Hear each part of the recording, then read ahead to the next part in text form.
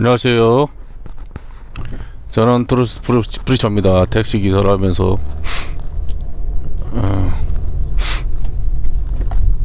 유튜브를 통해서 십자가의 은혜의 복음을 전하고 있습니다. 오늘도 여러분들에게 십자가의 은혜의 복음을 유튜브를 통해서 전하고자 합니다.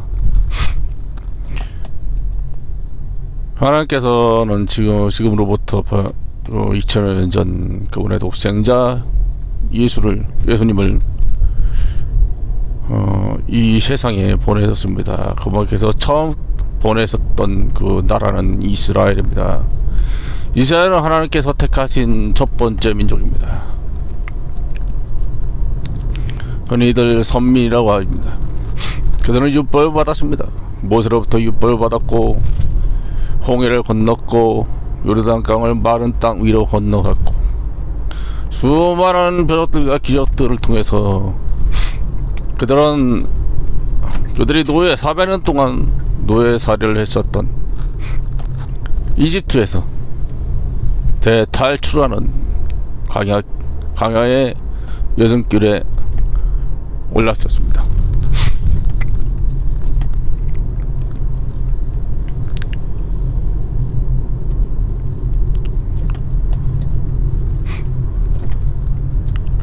그들은 모세를 통해서 하나님의 인도함을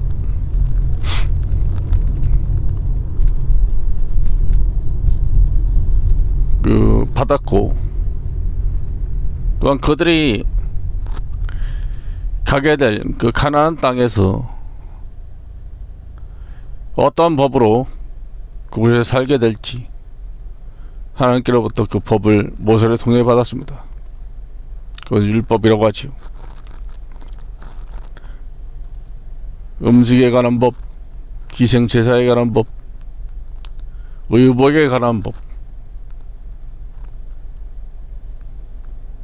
그리고 그 땅에 살았었던 이방 민족들과 어떻게 구별되어야 하는지에 관한 법 등등등 여러가지 법들로 그들은 하나님께서 위임하신 모세를 통해 다스림을 받았습니다. 모세는 비록 가나안 땅에 들어가지 못했지만 모세를 이은 여호수아를 통해서 여호수아는 그 가나안 땅에 들어갔습니다. 그들은 그 가나안 땅에서 하나님의 다짐을 받고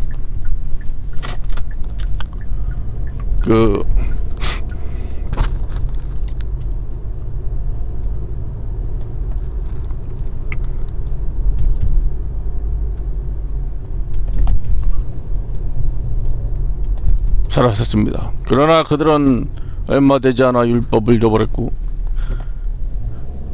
그들이 하나님께 맹세했던 것들은 까마득히 잊어버리고 그 가나안 땅에 살고 있었던 이민족들을 멸하지 않고 그들을 남겨둠으로 인해서 그것이 그들에게 올무가 되어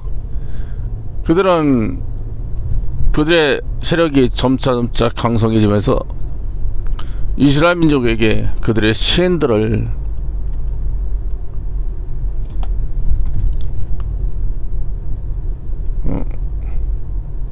접하게 하였습니다.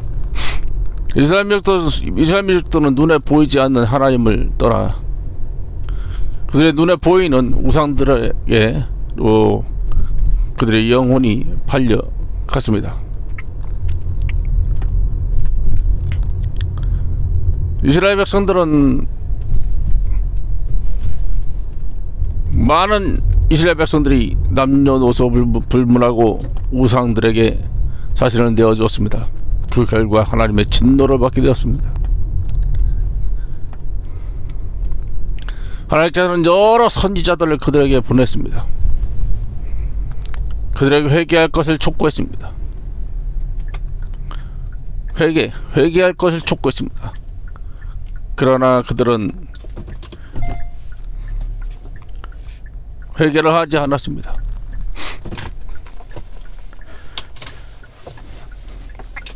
그 결과 그들을 심판하기로 하나님께서 사용한 도구들인 이방 민족들에게 포로가 되어 끌려갔습니다. 저 머나먼 바빌론으로, 아시리아로 그들은 포로가 되어 끌려갔습니다. 어떤 사람들은 죽임을 당했고, 어떤 사람들은 그 포로가 되어서, 포로가 된 그 땅에서 이방인들의 왕을 섬기면서 살아야만 했습니다.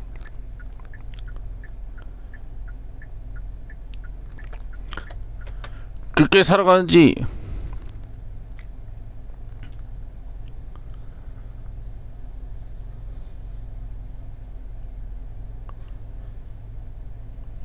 많은 세월이 흐른 뒤에 하나님께서는 그분의 아들을 보내시기로 하셨습니다. 수많은 종들을 보냈음에도 불구하고 그들은 멸시하였고, 그들을 목배였고, 그들을 죽음에 이르도록 했기에 이제 아들을 보내면 그들이 듣지 않을까 해서 하나님께서 독생자 예수 그리스도를 보냈습니다. 그러나 그들은 그 하나님께서 마지막으로 보내셨던 그 아들조차도 그들의 메시아로, 그들의 구원자로 받아들이지 않았습니다. 그들은 그분을 십자가에 매달아 못 박아 죽이는데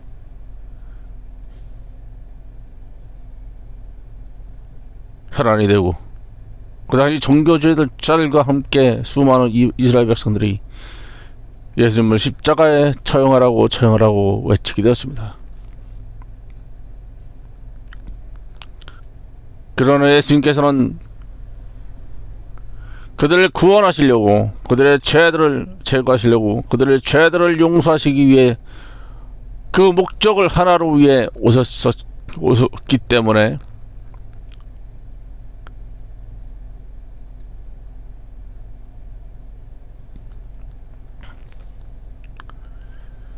아무런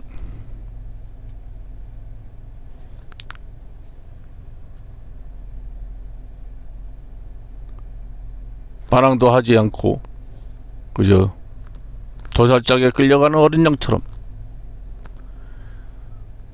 그렇게 끌려가 십자가에 못 박혀 피 흘려 죽으셨던 것입니다.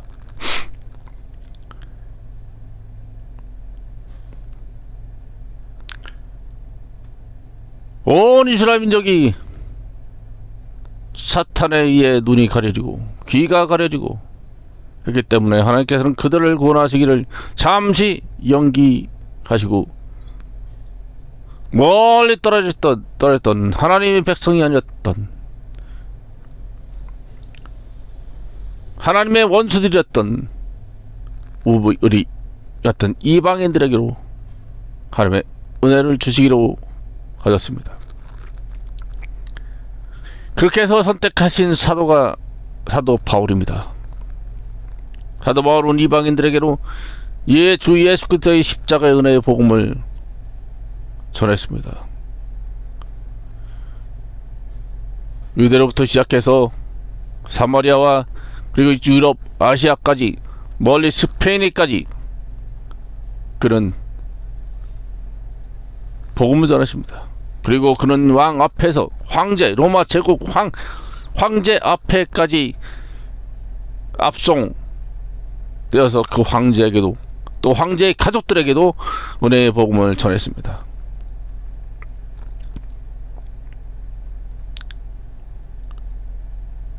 심지어 사도 바울에게서 가르침을 받았던 데살로니가 성도들은 온 세상을 누비며 십자가의 복음을 전했습니다. 지구 한 바퀴를 돌면서 십자가의 복음을 전했습니다. 심지어 우리 한반도에까지 복음을 전했습니다.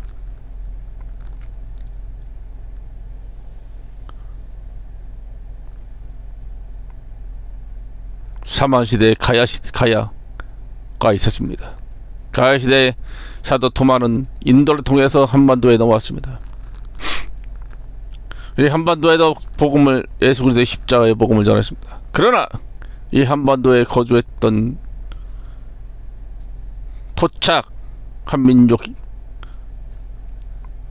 불교를 받아들이는 바람에 예수 그리스도의 십자가의 은혜의 복음은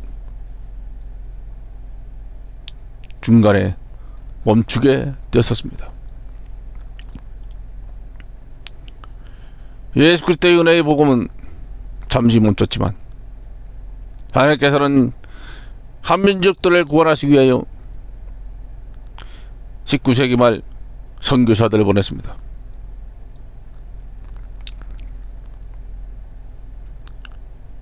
십자가의 복음을 들었던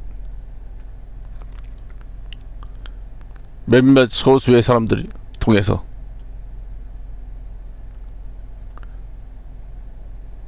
이 한반도에도 교회들이 세워졌고,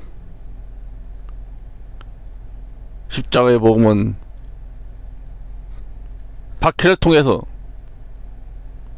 조금씩 성장해 나갔습니다. 여러분, 성경은 말합니다. 이 십자가의 복음은 멸망하는 사람들에게는 어리석은 것이지만 구원을 받은 우리에게는 하나님의 능력이라고 말씀합니다. 십자가의 복음을 통해서만 죄인들이 죄사함을 받고 구원을 받을 수 있습니다. 여러분이 어떠한 거룩한 행위를 한다 할지라도, 또한 율법의 행위를 온전히 지킨다 할지라도 그 율법으로는 사람이 하나님 앞에 의롭게 될 수 없다고 사도 바울은 갈라디아서 분명히 기록해 놓고 있습니다. 사람이 의롭게 될 수 있는 유일한 길은 길이요 진리요 생명이신 주 예수 그리스도를 자신의 구주로 영접하는 길뿐입니다. 그분께서 행하신 일, 그분께서 우리를 위해서 십자가에 못 박혀 죽으셨고 피를 흘리셨던, 그리고 셋째 날에 죽으셨다가 셋째 날에 부활하신 그 일을 우리 마음속에 믿으면 하나님께서 그 믿음으로 우리를 의롭게 하시고 성령으로 거룩하게 하신다는 것입니다.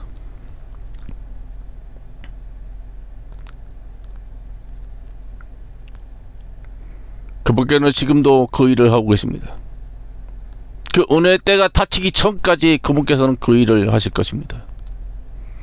여러분, 그 은혜의 때가 닫히기 전에 지금이라고 하는 이 순간, 또 오늘이라고 하는 이날, 십자가의 복음을 여러분들 마음속에 받아들이시고 예수 그리스도를 여러분들의 주와 그리스도로 받아들이시길 바랍니다.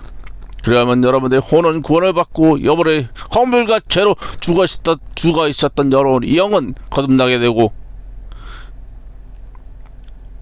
썩어져가고 부패해져가는 여러분의 몸은 죽어 훗날 영광스러운 몸을 입고 부활하게 될 것입니다. 이것이 십자가의 복음에 담겨져 있는 그리스도의 신비입니다.